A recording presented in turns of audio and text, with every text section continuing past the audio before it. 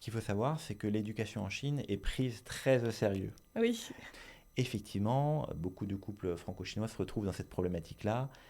Le jour où les premiers enfants arrivent, eh bien, quel type d'éducation on va leur donner? Je dirais que c'est propre à chacun.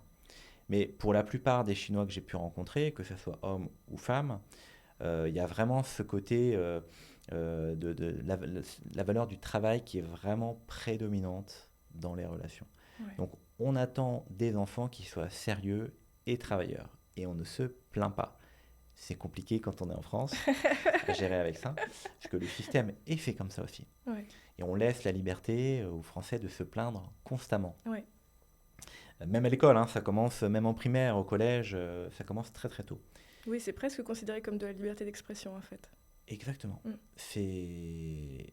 Et donc, à partir du moment où les enfants arrivent, effectivement, si les deux parents ne sont pas alignés sur ce côté, bah, leur travail, mais aussi le côté sérieux, et puis ce côté un petit peu peut-être compétition, concurrence qu'on peut pas trop retrouver, enfin qu'on ne retrouve quasiment pas en France, sauf dans certains établissements parisiens très élitistes Mm. qui poussent vraiment tout le monde vers le haut, ça existe, on le sait. Eh bien, ça peut poser des problèmes et je pense qu'il y a beaucoup de couples qui se séparent à cause de cette situation de différence d'éducation pour les enfants. Parce que mine de rien, au quotidien, si on n'a pas du tout les mêmes valeurs, si on a un parent, par exemple, un père qui est trop laxiste Mm. sur l'éducation, et puis l'autre qui est trop strict, à un moment donné, l'enfant ne sait plus où aller, il va essayer d'aller voir la maman ou le papa, et ça va, Oui, ça va, ça crée un ça va créer un déséquilibre. déséquilibre.